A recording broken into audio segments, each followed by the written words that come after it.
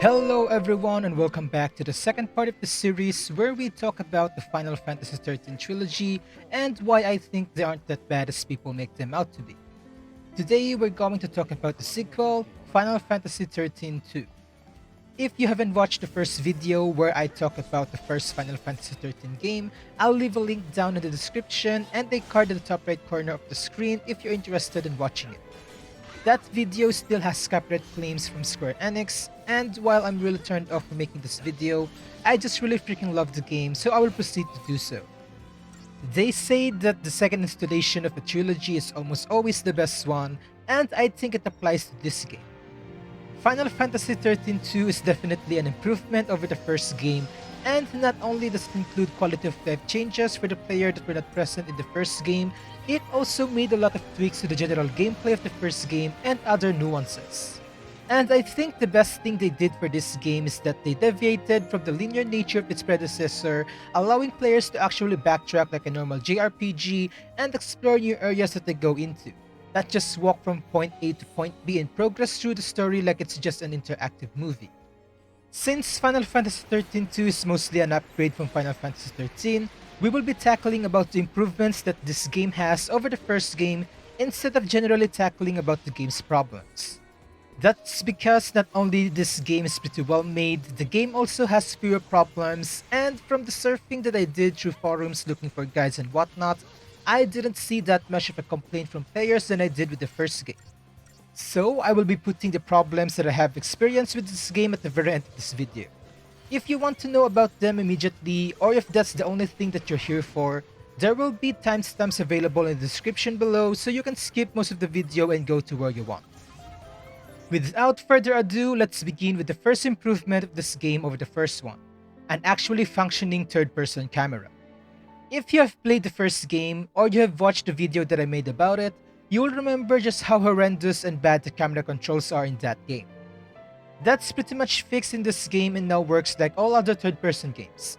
Camera is placed decently far from your character, and it follows the movement of your character more loosely compared to the first game. Again, more akin to your typical third-person game. No more fighting the camera when you want it to move the other way, and no more nauseous chocobo rides in the instances that you do ride chocobos. Unfortunately, there are only a few places where you can ride them, and pretty much only one of them are long rides, the rest are pretty short distances. Anyways, this change is complemented by Square adding a designated jump button as opposed to the first game where there are only select ledges that you can jump onto and the game will automatically do it for you. This also messes up the camera angles that can be quite annoying to work with at times. This designated jump button makes way for a very seamless traversal of the different areas of the game regardless of its terrain. Speaking of traversal, Final Fantasy XIII-2 now offers actual exploration of different places and allows for backtracking, which were severely missing from the first game. As opposed to the first game having a static, already completed map when you first arrive in an area, Final Fantasy XIII-2 now gives you a blank slate and it's up to you to explore every nook and cranny of a new area. To be fair, the game does give you map items that will outline the whole map for you, but that's still a lot better than just having the whole map of the area available to you from the get-go. And even if the map is already revealed through those map items, you are still encouraged to explore since items aren't placed in pretty obvious spots like how they were in the first game. Not only that, Final Fantasy XIII-2 also added hidden items which are literally invisible items and can't be taken until you get the appropriate upgrade to do so, as well as out-of-reach items that, well, also requires an upgrade to get them. It's a pretty interesting addition to the game that puts the game even further away from the linear nature that its predecessor had. Having the map item of an area doesn't mean that the game will acknowledge that you have explored it as seen on the numbers at the bottom of the screen, and you manually have to traverse the entirety of the map in order to increase your explored meter to 100. This is really fun to do, especially if you love seeing 100% at everything that allows you to do it, but can be quite nightmarish once you get to a certain area in the game. I'm sure just having the sheer thought of that place is enough to give people who have played this game PTSD. Anyways, the areas themselves aren't linear places anymore that you just walk through from point A to point B and actually offers points of interest and actual exploration. Speaking of actual exploration, you just don't automatically get to a new area once the previous area is finished. The sequel has a system called the Historia Crux where you have the option to go to different places in different time periods whenever you want. So unlike the first game where it's literally just one line that you need to follow, not just in the playable maps but the general flow of the game up to chapter 10, Final Fantasy XIII-2 gives you the freedom to go wherever you want, allowing you to skip chapters if you want to. The game also introduces gameplay segments called live triggers where players are asked to choose a response to certain questions or ask the question themselves. While there aren't any consequences in choosing the wrong response during these events except for a few of them, and since the game revolves around time travel and you can redo almost all live triggers whenever you want, the game does reward you with cosmetics that are exclusive to choosing all the right responses. Other than cosmetics and some funny dialogues when you choose certain responses, live triggers don't affect the game story-wise. Well, most of them anyways. The game also added quick time events during the last stretch of boss battles called cinematic bonuses that will also give you some nifty rewards if you manage to do all QTE prompts perfectly. It's a pretty nice addition.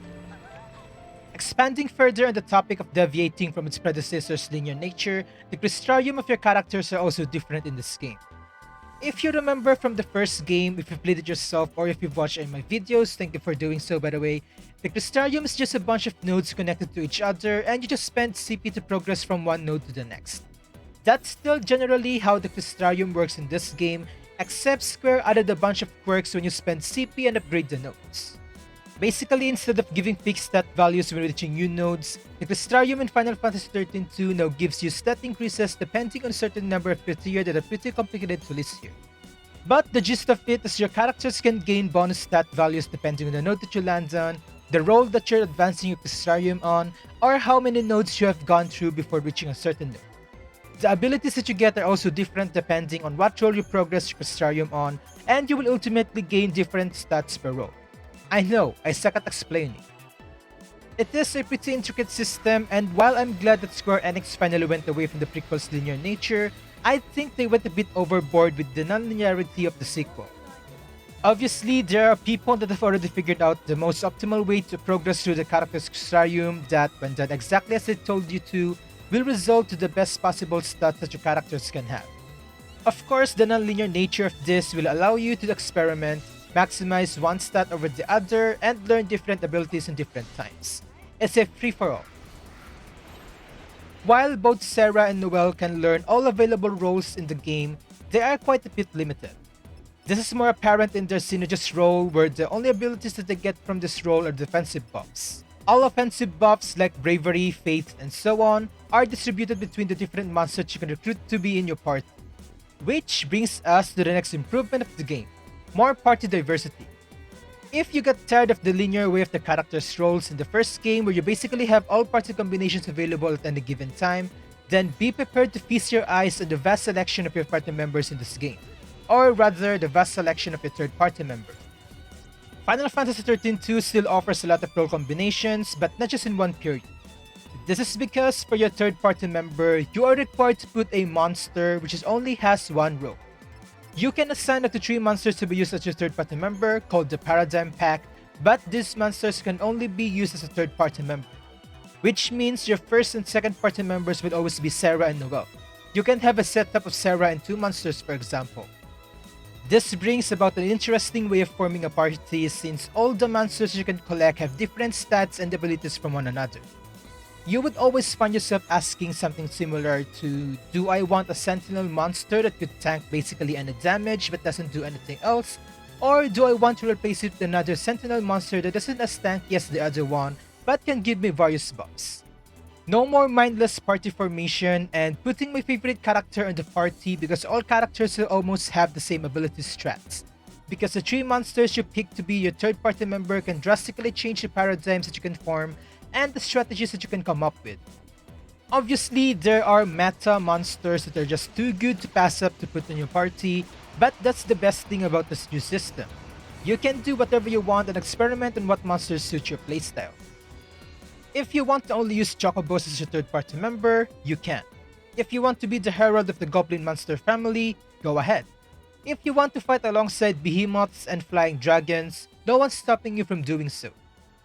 Personally, I love Lightning as evident from the first video that I made about this trilogy, so of course I have both her Commando and Ravager form in my party, which can only be acquired from doing the DLCs that we will be talking about later. These two monsters are universally accepted as decent monsters but will never outperform the meta monsters of their respective roles, but I like them so they're the ones I use. The monsters themselves also have their own Crystarium and their max Crystarium stage differ per monsters. You can also decide on what stats you want to maximize per monster because instead of using CP to progress through the Crystarium, you use monster materials that you can get as a random drop from enemies or from the shop.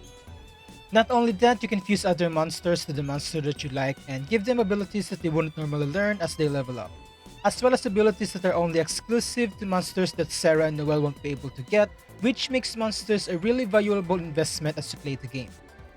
Of course, those said abilities are only learnable by certain monsters or when fusing particular monsters into other monsters. So if you really got tired of the linearity of the first game, prepare to get tired of the linearity of this one. I don't know what else to say, it's just a pretty neat mechanic. And I think out of all the changes that Square did in the sequel, it's my favorite.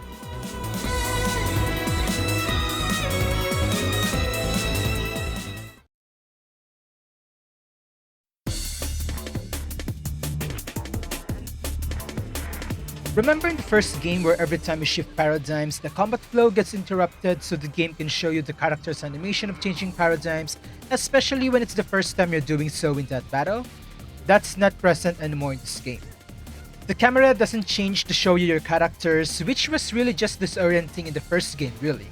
Instead, your characters will just switch paradigms when you tell them to without the unnecessary camera angle changes and animations. This makes way for a more seamless and streamlined combat system and makes switching paradigms not disruptive. Getting a preemptive strike is now also not obnoxious so your controlled character can attack while on the field, contrary to the first game where the only way you can get a preemptive strike is to get into contact with an enemy without them noticing you, making it quite easier to get a preemptive strike on enemies. In exchange, getting a preemptive strike won't put your enemy's chain gauge to 95%, but instead put them to only 20%. That's not a bad downside considering that apart from starting with a full ATB gauge, you also gain a haste buff that lasts for about 45 seconds or so, which is really fantastic. Other than those changes though, combat mechanics are pretty much the same as the first game, with the chain gauge, staggering, paradigm shifts, and whatnot. Overall, combat in this game just feels better compared to the first game, and I can confidently say that it's a massive improvement.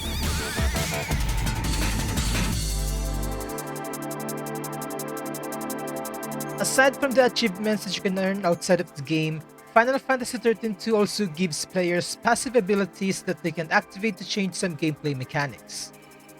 These passive abilities are called Fragment skills and they get unlocked as the players progress through the story and gather more fragments. These fragments are mostly optional except for a select few that you need to collect in order to progress. Once they've collected a certain number of fragments and or reaching a certain point in the game, players can visit the out-of-time casino Serendipity and talk to the mystic there to unlock fragment skills. These skills have varying effects from moving the camera while cutscenes are happening, to gameplay-altering effects like the ability to frequently encounter enemies or the other way around, or increase the likelihood of encountering rare enemies. These fragment skills are mostly useful for doing achievements and post-game content. Speaking of post-game content, finally, something to do with your maxed out characters. I've said this before in the previous video, but to reiterate, there's just nothing to do in the first game once you beat the final boss, other than finishing side quests that are only doable after beating the game once because the enemies have ridiculously high stats. In short, they're not proper post-game content. Final Fantasy XIII-2 changes that by adding things that only become available once you beat the game, namely alternate endings and the 3 DLCs. I know that the store page doesn't really say that the game has DLCs, but it actually has DLCs and they're already included when you buy the game. Let's get started with the alternate endings. It is what the name suggests, they're not different endings that will let you complete the game after you're done viewing them, they're just alternate endings, what-if scenarios. Once you beat the game, you unlock a fragment skill called Paradox Scope which allows you to view these alternate endings. Most of the time, these alternate or paradox endings require you to beat bosses head-on rather than doing the detours required to weaken it. Now, this is kind of the opposite of the first game. Remember when I said that the side quests in Final Fantasy XIII are only considered post-game content because of the enemy's ridiculous stats? Well, in the sequel, the bosses in their unweakened state also have ridiculously high stats that make them almost impossible to be beaten when you first encounter them, but they are technically beatable before beating the game if you grind enough CP for your characters and build your monsters. Unlike the side quests in the first game where you're limited by your character's stats and how much you can increase them in a given time. In my experience, I managed to bring down his Royal Ripeness health to about 30% the first time I fought him, but the sheer amount of damage he dealt and the fact that my characters still have small HP pools make it quite impossible to beat him. So in short, these bosses are also technically beatable before beating the game, thus making them technically not post-game content. However, the remaining Paradox endings still require you to activate the Paradox scope, since some of the fights that you are required to beat won't happen if you don't have the Fragment skill activated, or in the case of a first playthrough, not yet acquired, which locks them behind beating the game first, thus making them actual post-game content. And there's some fairly difficult fights. Not as difficult as optional enemies, but definitely much harder than the bosses without the Paradox scope active. Now, I did say that this post-game content is where you can use your maxed out characters for something after beating the game, but that's kind of a lie. Because 2 of the 3 DLCs make use of other characters, not the characters from the main game. The first DLC, Requiem of the Goddess, lets you play as Lightning on her Valkyrie garb, where you fight the game's main antagonist, Caius in Valhalla. Lightning starts out at level 1 with roles different from the game, so whatever grinding you did with Sarah and Noelle on the base game, that won't matter when playing this DLC. In fact, this DLC feels like a standalone minigame to be honest. Getting a 5-star rating on the one battle in the DLC will give you Valkyrie Lightning as a monster for your Paradigm Pack. The second DLC is pretty similar to this, but instead of combat, it's minigames instead. And instead of Lightning, you take control of yet another returning character, Zaz. The main purpose of this DLC is to let Zaz play the various casino games, and by various I mean the 3 games that you can play there, to gather enough coins so he could escape and get back to his son. This is pretty much just a minigame DLC that also feels like it could be a standalone game, so no need to use Sarah and Noelle for it. The last DLC, however, is where your hard work and efforts would come into effect, and perhaps is the most fun and exhilarating DLC of this game. The Colosseum is where you fight the DLC bosses that vary in difficulty, and yes, this is where you can find the infamous Gilgamesh. This DLC will definitely put your monster builds to the test, as each of the bosses have unique quirks and abilities that you don't get to see from the enemies in the base game. All the DLC bosses, as well as Valkyrie Lightning as I mentioned earlier, and Zaz from the other 2 DLCs, can be acquired as a part of your Paradigm Pack and are great collectibles to get if you're up to a challenge. Most of the Colosseum monsters also have unique abilities that are only exclusive to them and can be found nor transferred to other monsters, so even if some of them can be outperformed by certain monsters from the base game, their unique abilities can more than make up for it. Perhaps the only downside with this DLC is that you don't have any corresponding achievements to unlock, so if you really don't care about getting new monsters, the DLCs might as well be non-existent to you. But if you don't care about achievements and you generally just want to play the game more, then the DLCs are more than enough to get you going for another 5 hours or so, especially if you haven't built some of your monsters yet. So long story short, Final Fantasy XIII-2 is chock full of post-game content contrary to the first game, especially if you're planning on defeating all the Colosseum bosses or grind long enough to recruit them into your party. The story in this game is pretty much improved as well, and it's all thanks to actual world building. If you've watched my video about the first game, you'd know that I fully blame the lack of world building in that game for how the game's story has turned out. Well, I truly believe that the problem has been fixed in the sequel, as there's enough world building in throughout the game to at least understand the motives of the main antagonists and the motivation of Sarah and Noelle as to why they're traveling through time. Aside from the usual data log lore entries that are still as boring to read as the first game, there are no NPCs scattered throughout most of the areas that have lore dialogues to which you can listen to.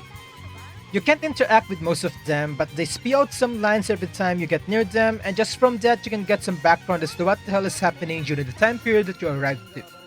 Actual dialogue from the main storyline will also help you piece together the story, as well as more world building, which further helps build up the main storyline.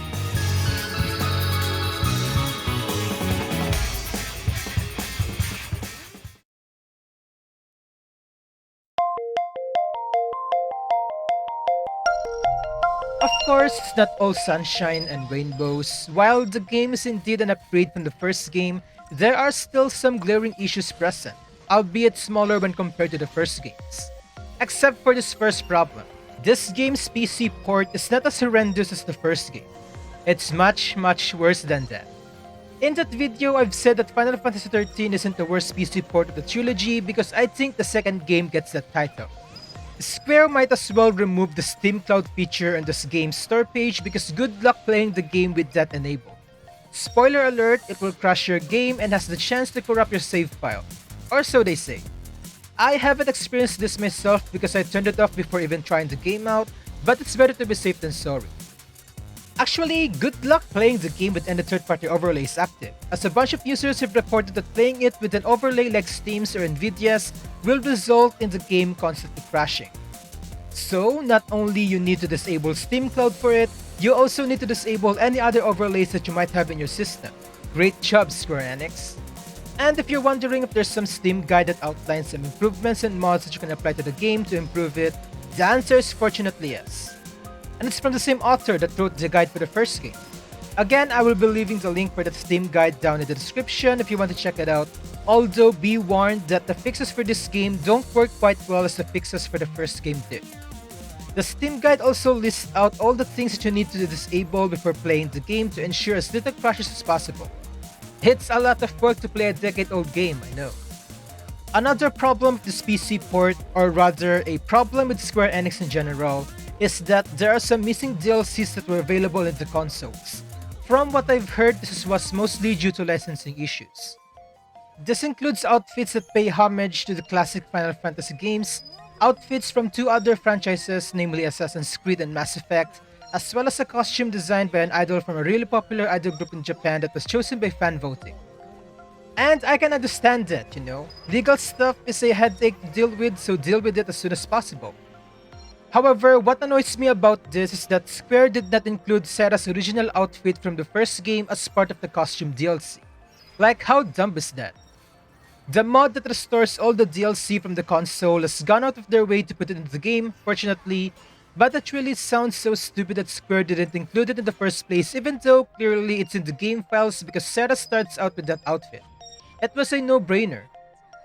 I really like her original outfit, but unfortunately I had to record footage using her default outfit in this game because I never know from Square Enix. They might get triggered and copyright claim my video because I've shown something that's meant to be in the game. As usual, performance is still an issue in this game and feels like it's actually much worse than the first game. After applying the patches in the first game, I managed to get a maximum of 60 FPS instantly and occasionally drop down to 40 in some areas, specifically in the open world S area. In the sequel, the highest FPS I could get with patches and fixes applied is 40. Most of the footage I'm using throughout this video drops down to like 12 FPS during battles with a lot of particles.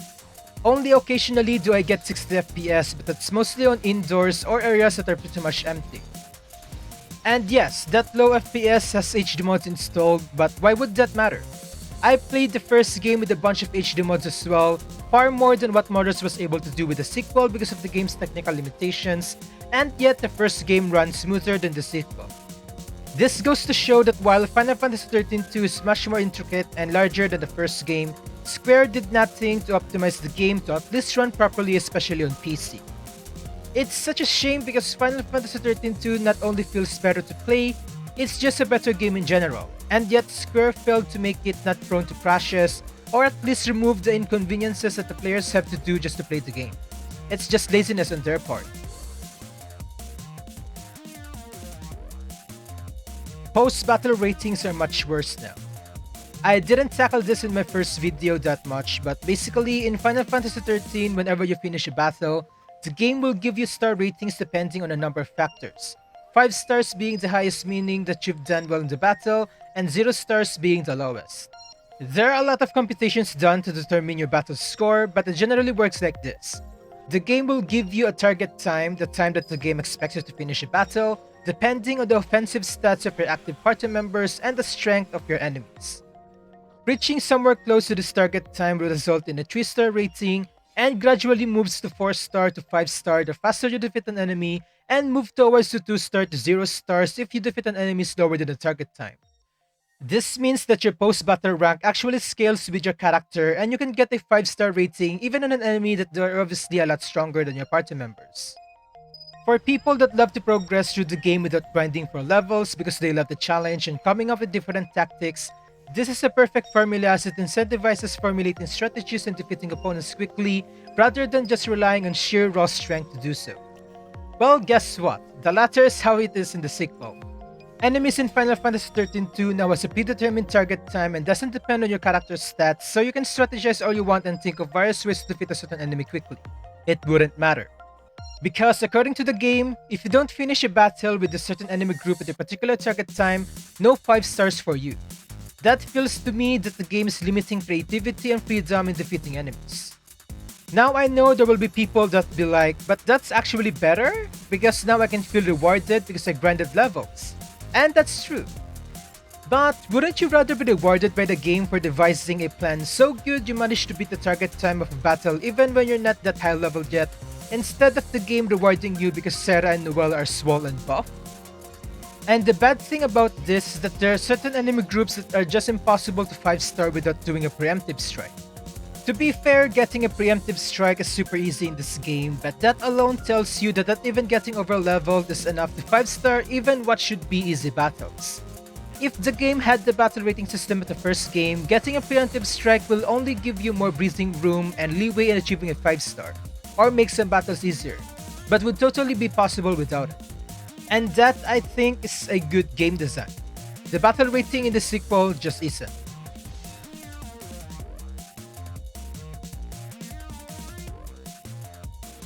I know I said before that my prerogative in RPGs is to overlevel my characters or at the very least reach the maximum possible level in a certain chapter if the game gates your progress like the first game. Final Fantasy XIII-2 removes the cap in character levels and you can pretty much level to the maximum 99 for both Sarah and Noelle from the get-go.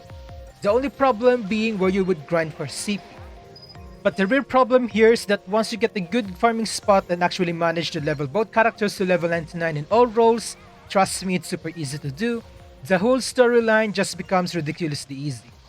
This is why I kind of preferred the system Square had with the first game where they block character progression with the story. However, one side of me liked this change in the sequel because, like I said, it's my kind of playstyle to just grind for levels until I get bored of it. And I get bored pretty slow when grinding for XP. If I remember correctly, when I finished grinding and built my first set of monsters, I was able to beat the first 3 phases of the final boss with just 2 to 3 paradigm shifts. That's how easy the game becomes once you overlevel. Speaking of monsters, the real only thing that will prevent you from leveling them up is the accessibility of monster materials, and obviously the areas where to find the monsters themselves, which actually are locked behind story progression. But to be honest, I really don't know what to say about this. I only put this in the problems section because I don't think this is an improvement either, and the fact that the final boss of the game becomes ridiculously easy when you grind for CP might be a problem for other people, so I just put it here. Personally speaking, this change they did is in the gray area for me. Let me know what you think about it down in the comments section. So what have we learned today? Aside from the fact that I still suck at explaining things and this video is also boring and pointless like the first video I made about the trilogy, I think I can safely say that Final Fantasy XIII-2 is indeed a much better game than its predecessor. I think the gameplay has the most significant improvement over the first game, from the camera movement to the non-linearity of the story progression to the seamless combat and the newly added paradigm pack. It's just such a blast to play with. The amount of combination that you can come up with the newly introduced paradigm pack system is so much fun to play with as well, and having the power of monsters at your disposal is one of the things that you will surely enjoy while playing the game. The story has also seen some improvement, although I think the horrible world building of the first game will forever scar the trilogy. Even though the game is already the second installment of the trilogy, it seems like Square Enix has messed up the port of it even more than the first game, with constant crashes, cloud service phobia, and removed DLCs that represented the console version of the game makes the PC port of Final Fantasy XIII-2 one of the worst PC ports ever made. Overall, Final Fantasy XIII-2 is a pretty nice sequel, continuing directly from the events of the first game, while also being unique enough to be considered as a different game, not just a mere reskin.